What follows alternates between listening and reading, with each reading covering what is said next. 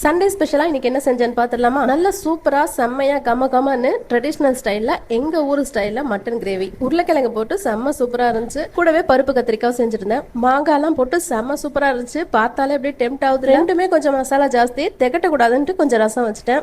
எங்க ஊர் ஸ்டைல்ல மட்டன் கிரேவி எப்படி செய்யறதுன்னு பாத்துடலாமா? ஒரு பேன்ல நல்லெண்ணெய் சேர்த்துட்டு பட்டை லவங்கம் ஏலக்காய் சேர்த்துட்டு கூடவே ஒரு 4 வெங்காயத்தை ஃபைனா சாப் பண்ணி சேர்த்திருக்கேன். அது கூடவே ஒரு 4 பச்சை மிளகாய் கருவேப்பிலை அப்படியே காம்போடு போட்டா வாசம் சும்மா கம கமன்னு இருக்கும். இது நல்லா வதங்குறதுக்காக தேவையான அளவுக்கு உப்பு சேர்த்துட்டு இஞ்சி பூண்டு பேஸ்ட் சேர்த்து நல்லா வதக்கி எடுத்துக்கணும். பேஸ்ட் சேர்த்துட்டு நல்லா பச்சை வாசனை போற அளவுக்கு நல்லா வதக்கி எடுத்துக்கணும். இப்போ இது கூட 1/2 டீஸ்பூன் மஞ்சத்தூள், 1 டீஸ்பூன் நார்மல் மிளகாய் தூள், 2 டீஸ்பூன் அளவுக்கு காஷ்மீர் சில்லி பவுடர் சேர்த்து நம்ம எதை சேர்க்கிறோமோ எல்லாத்தையுமே நல்லா வதக்கி எடுத்துக்கணும். நான் வீடியோக்காக கொஞ்சம் ஸ்கிப் பண்ணி தான் எடுத்திருக்கேன். இதெல்லாம் நல்லா வதக்கி வந்ததுக்கு அப்புறம் ஒரு 2 தக்காளி ஃபைனா சாப் பண்ணி சேர்த்திருக்கேன். அதையும் சேர்த்துட்டு நல்லா வதக்கி எடுத்துக்கணும். எல்லாம் நல்லா வதங்கி எண்ணெய் பிரிஞ்சு வந்ததுக்கு அப்புறம் கிளீன் பண்ணி வச்ச 3/4 கிலோ மட்டன் சேர்த்து அதையும் நல்லா வதக்கி எடுத்துக்கணும். நான்வெஜ் செய்யும் போது நிறைய பேருக்கு இருக்கிற பிரச்சனை என்னன்னா பாய் வீட்டு சமையல் மாதிரி வரல அப்படின்றது தான். அதுக்கு ஒரே காரணம் நல்லா வதக்கணும். கூடவே இஞ்சி பூண்டு பேஸ்ட் கொஞ்சம் தூக்கலா கொடுக்கணும். இதெல்லாம் கொடுத்து தேவையான அளவு மசாலாவும் சேர்த்து நல்லா வதக்கி செஞ்சீங்கன்னா நீங்களும் பாய் வீட்டை விட செம்ம சூப்பரா சமைக்கலாம். இப்போ மட்டன் மசாலா 2 கரண்டி அளவுக்கு சேர்த்துட்டு தேவையான அளவுக்கு தண்ணி சேர்த்து நல்லா மிக்ஸ் பண்ணிட்டு கொதிக்க விட்டு மட்டன்றனால கொஞ்சம் வேகிறதுக்கு லேட் ஆகும். சோ சிம்லயே வச்சு நல்லா வேக விடணும். நல்லா ஒரு 80% வெந்ததுக்கு அப்புறம் ஒரு 2 உருளைக்கிழங்கு அதுல சேர்த்திருக்கேன். இதுக்கு பதிலா முருங்கைக்காய் இல்ல வாழைக்காய் எதுலாவது ஒண்ணு கூட சேர்க்கலாம். சூப்பரா இருக்கும். லாஸ்ட்ல கொஞ்சம் கொத்தமல்லி புதினா சேர்த்து அப்படியே சிம்லயே வச்சு இறக்கி விட்டோம்னா சூப்பரா ரெடி ஆயிடும். இந்த மாதிரி மட்டன் சால்னா வச்சு கூடவே மாங்காய் போட்டு பருப்பு கத்திரிக்காய் வச்சு நெய் சோறாக்கி பாருங்க. சும்மா வீடே கமகமன்னு இருக்கும். சொல்லும் போதே டெம்ட் ஆகி உங்களுக்கும் செய்யணும்னு தோணுதுன்னா கண்டிப்பா ட்ரை பண்ணி பாருங்க. இந்த வீடியோ பிடிச்சிருந்தா மறக்காம லைக் பண்ணி சப்ஸ்கிரைப் பண்ணிக்கோங்க. தேங்க்ஸ் ஃபார் வாட்சிங்.